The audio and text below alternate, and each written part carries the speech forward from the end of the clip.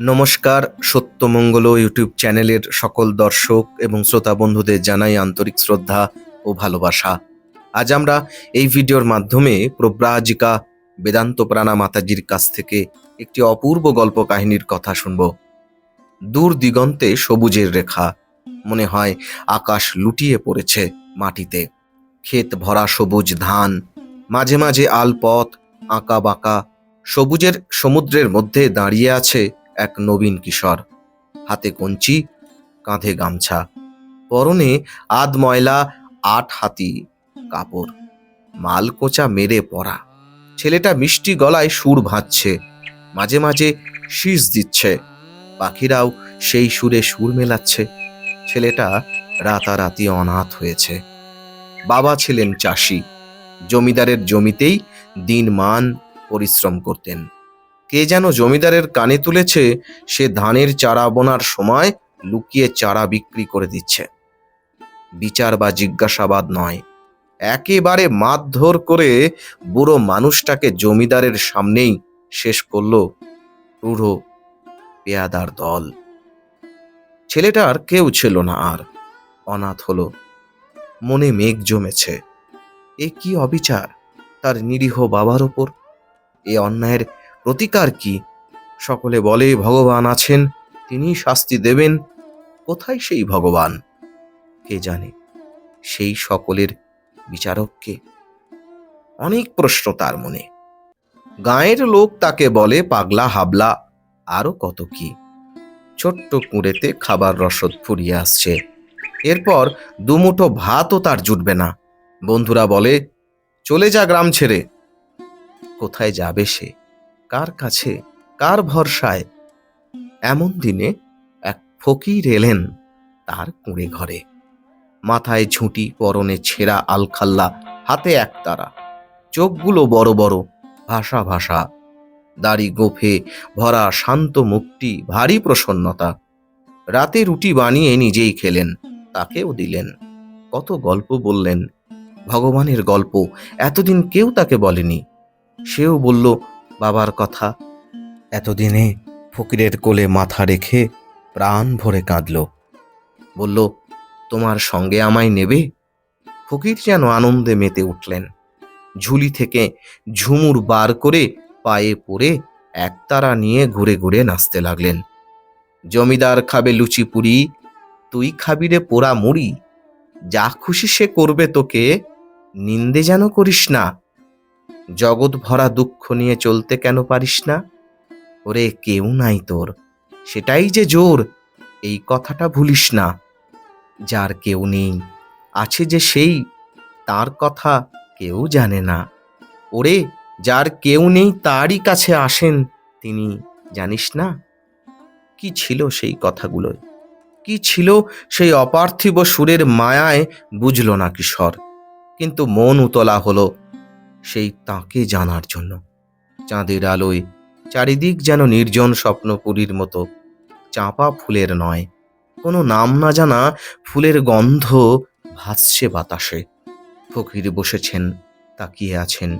সহজ কথাগুলো যেন কত সহজে হৃদয়ে ঢুকে গেল। এবার ফকির বললেন, তোমার নামটি কি গো?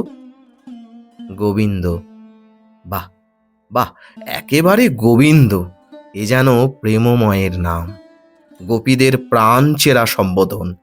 তাহলে কি ঠিক করলে এই ছন্ন ছাড়ার সঙ্গে সঙ্গে ঘুরবে? জানো তো আমার চালচুলো নেই, পথে পথে ওই ভগবানের গান গেয়ে ঘুরি। হয়তো একদিন তার দেখা পাবো, সেই অচিন সুখ পাখির দেখা পাবো। সুখ পাখি? তুমি যে বললে ভগবান, ও একই, কত নাম তার। যে নামই, যে ভাবেই ডাকো, ডাকার মতো ডাকতে পারলে সাড়া দেবেন। গ্রামের মায়া ছেড়ে অনাথ গোবিন্দ ফকিরের সঙ্গে চলল। মনটি তার মুক্ত। আকাশ, নদী, বন, অরণ্য, কত জনপদ, গ্রাম, দুচোখ ভরে দেখতে দেখতে চলল। ভিক্ষা কখনো জোটে, কখনো জোটে না। ফকিরের মন যেন একডেলে গাছের মতো সোজা উঠেছে আকাশের দিকে। সে মন খুঁজে চলেছে এক বস্তুকে, তার নাম ভগবান। সে যে কেমন তাও জানে না, স্থলে জলে অন্তরিক্ষে কি তার ছায়া দোলে। ফকির বিস্ফারিত চোখে কি দেখেন, অথবা দুটি নয়ন বন্ধ করেই বা কি দেখেন, বুঝতে পারে না গোবিন্দ। তার মনটাও ফকিরের সঙ্গে গুনগুন করে। আকাশ নক্ষত্র সূর্য চন্দ্র দেখে অবাক হয়। মনে হয় মাঝে মাঝে তারারা বুঝি কথা বলবে, বিরাট অশ্বত্থ বুঝি বলে দেবে কোথায় ভগবান। দিন যায়, রাত যায়, কেটে যায় কত মাস, কত বছর। গোবিন্দ ঘুরে ঘুরে ভবঘুরে হয়নি। ফকির এখন ঘুরতে পারেন না। সরু কাঠির মতো পা দুটি ছড়িয়ে বসেন একতারা নিয়ে। কোনো এক আলেকলতার গান করেন আজকাল। স্নেহে ভালোবাসায় যেন ভরপুর হয়ে আছেন তিনি। সাপগুলোকেও মারেন না ভালোবেসে, বলেন সর সর, এক পাশে যা। একদিন ক্ষেতের পাশ থেকে শুয়োর ঘোত ঘোত করে এসেছিল। আদর করে ফকির বললেন, কেশব ধৃত শুকর রূপ, জয় জগদীশ হরে। যিনি একাধারে ছিলেন গুরু, স্নেহময় পিতা, একদিন তিনি চলে গেলেন। একতারাটি ধরিয়ে দিলেন তার হাতে, বললেন, বাবা, অলৌকিকে ভুলো না, ওসব সাধন পথের বাধা। আমি জানি তোমার মধ্যে শক্তি এসেছে, ব্যবহার করলে ভিড় জমবে, মানুষকে জীবজন্তুকে ভালোবাসবে। তিনি যে সত্যরূপী ঈশ্বর, তিনি প্রেমময়, কৃপাময়। আমার ডাক এলো, এ জীবাত্মা হংসের মতো উড়ে যাবে তাঁর পানে। ওম। তারপর কেটেছে কত বছর। গোবিন্দের মাথার চুল কালো সাদায় মিশে গেল, চুলে ঝুঁটি বাঁধা, হাতে একতারা, পথেই চলা, পথেই বিশ্রাম, পথেই ভিক্ষা, শরীর শীর্ণ। আজ গোবিন্দ ফকির। তার পায়ের ঝুমুরের আওয়াজে মানুষ ছুটে আসে। তারা জানে ফকিরের মুখ থেকে যা বেরোবে তাই সত্য হবে। যদি কাউকে ছুঁয়ে দেন তার রোগ মুক্তি হবে। লোকসংঘট্ট ভালোবাসেন না ফকির। তার চোখ যেন আধারেও জ্বলে। তিনি কি এতদিনে সেই খোঁজার বস্তুটি পেয়েছেন? একদিন খাটে করে এক অভিজাত মানুষকে কারা আনলো অন্য গ্রাম থেকে, সঙ্গে বহু মানুষ। তারা ফকিরকে কাকুতি মিনতি করছে, বাবা, একবার ছুঁয়ে দাও, একবার বলো বৃদ্ধ সুস্থ হবেন। ফকির দেখেন, বয়সের ভারে সুখ লালিত শয্যায় পড়ে আছেন সেই বৃদ্ধ জমিদার। চিনতে পারেন তাকে গোবিন্দ। হৃদয়ের মধ্যে এখনো যে দগদগে ঘায়ের মতো দুঃখটা জমে আছে, পিতৃহন্তা। কিন্তু এতদিনের অনুশীলন যেন তাকে ধরে রাখলো।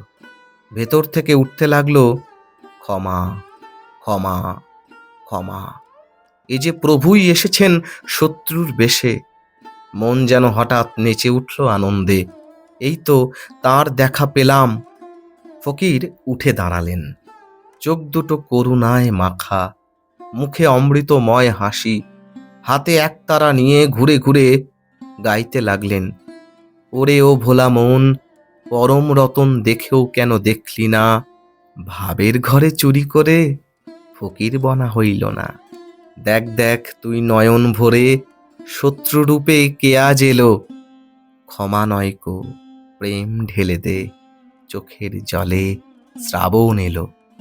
নাচতে নাচতে ফকির ছুটে এলেন জমিদারের শয্যার পাশে, গায়ে হাত বুলিয়ে দিলেন। তার দু চোখ বেয়ে প্রেমাশ্রু ঝরছে। তারপর নাচতে নাচতে ছুটে চলে গেলেন। গ্রামের লোক দেখল, মরণ থেকে উঠে বসলেন জমিদার, দৃষ্টি বিহবল।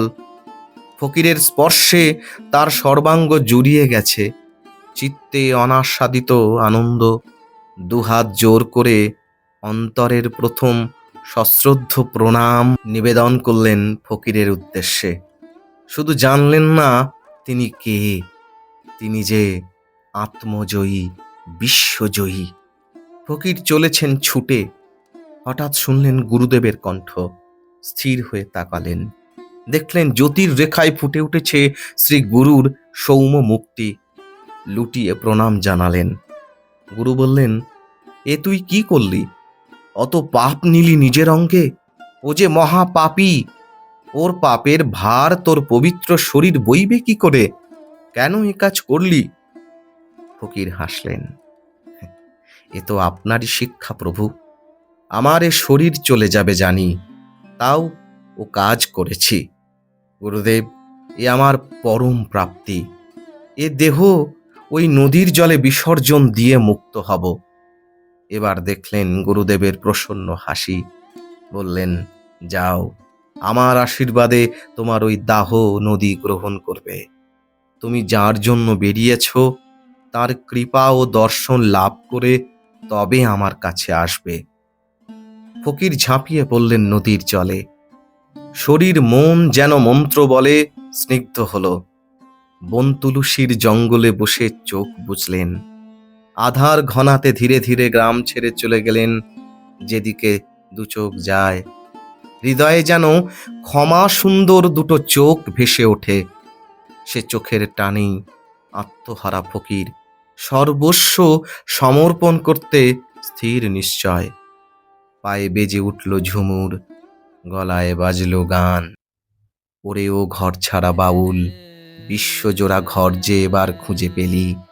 অক্ষমার ওই বদ্ধ ঘরের খুলল শেকল। হৃদয় মনের ভাঙল আগল, জাগলো পাগল। প্রেম সাগরে ডুবলো রে মন, ঘরের বাঁধন দূরে ফেলি। কি অপূর্ব, কি অসাধারণ একটি গল্প কাহিনীর কথা শুনিয়েছেন প্রব্রাজিকা বেদান্ত প্রাণা মাতাজি। মাতাজির রাতুল চরণে আভূমি লুণ্ঠিত প্রণাম জানাই। সকলে খুব ভালো থাকুন, সুস্থ থাকুন, আনন্দে থাকুন। আজকের ভিডিও এইটুকুই। আশা করছি আজকের এই ভিডিও আপনাদের খুব ভালো লেগেছে। আর সত্যিই যদি ভালো লেগে থাকে তাহলে প্রতিদিনের মতো ভিডিওটিতে একটি লাইক, শেয়ার, কমেন্ট ও চ্যানেলে যারা নতুন এসেছেন তারা চ্যানেলটিকে সাবস্ক্রাইব করে সত্যমঙ্গল চ্যানেলের পাশে থাকবেন। ধন্যবাদ।